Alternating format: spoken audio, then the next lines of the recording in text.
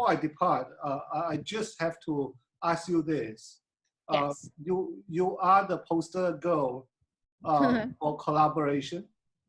You are in partnership with one of the world's most respected, biggest, most profitable company, IKEA.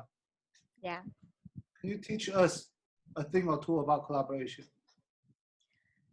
Yeah. So, well, I think the word itself, like, right, like you collaborate. I think a lot of people approach potential collaborators with just um, one benefit in mind, and the benefit is for yourself or for your own organization.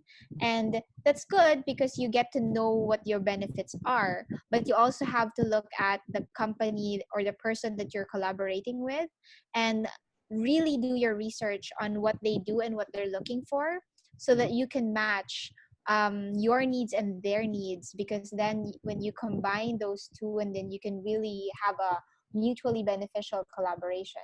So like prior to the collaboration with IKEA, I have read so many articles about them, both the good and the bad and the criticisms and everything, just to know where they are and what they are looking for. Because in the essence of it, IKEA is comprised of a lot of people who really want to make a difference in the world, and they really want a supply chain that is inclusive and fair and just.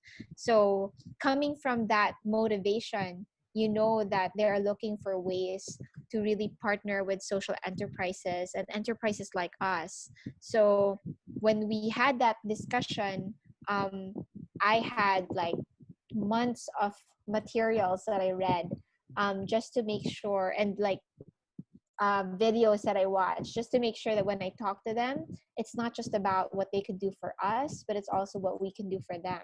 So it was And the very intentional. Yes, very intentional all the time. So yeah, never do anything without intention. Amazing. Oh, thanks. We all try. No, before I very rudely cut you off, I want to listen to the rest of the story. Can you continue? Oh yeah, You want so something? Yes. about IKEA. Yes, yes, yes.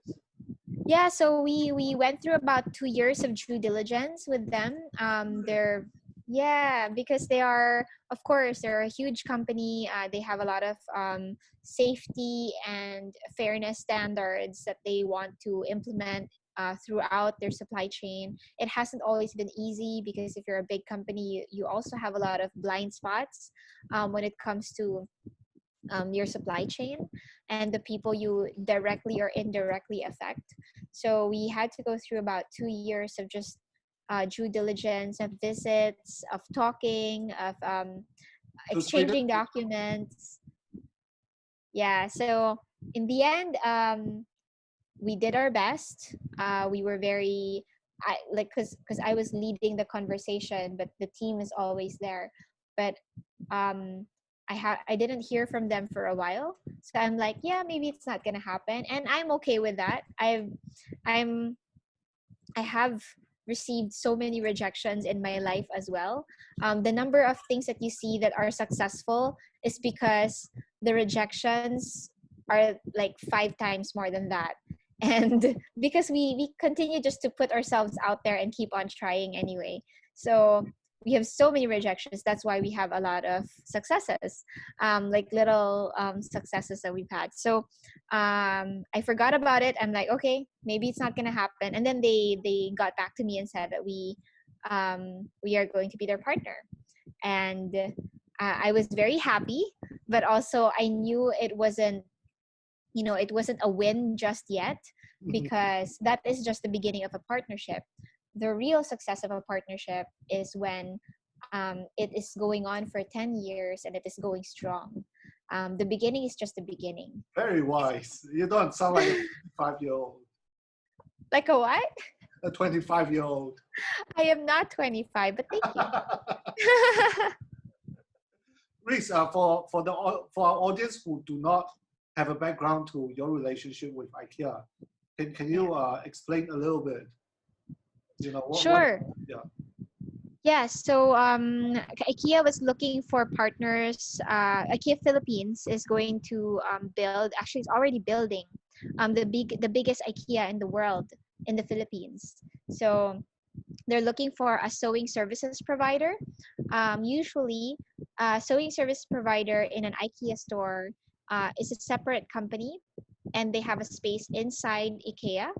And then customers of IKEA could go buy textiles, and they could um, ask the sewing services company to create curtains and bed sheets and pillow covers for a fee. Mm-hmm. And yeah, so they're very strict as well on who they associate themselves with. Right. So yeah, so they awarded that opportunity to Rags to Riches. So we're going to be the official sewing services provider of IKEA Philippines. Congratulations. Thank you. Are you supplying anything for IKEA globally? Not yet, and we are holding back on that for a while, just because our capacity may not be able to handle so much just yet. So we want to do the sewing services first and then take it from there. So excited for you. Oh, thank you. We are When also are they so opening? excited. The biggest Um, in Southeast Asia, yeah? yes. Or Uh, so I don't know when they're opening. Officially, they were going to open next year. But because of the pandemic, everything is moving.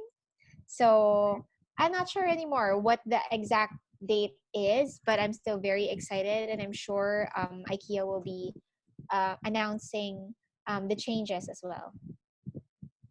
it's been such a pleasure talking to you, Reese. Thank you, Sean.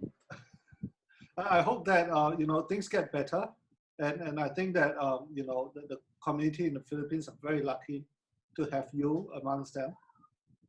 Oh, thank you. I'm lucky to have them too, to be honest. Well, I wish we'll be speaking under much better circumstances the next time we meet. I hope so too. Right. Thanks. Take care. Thank you. Thank you. Take care and keep safe. Bye. Bye. Yes, bye.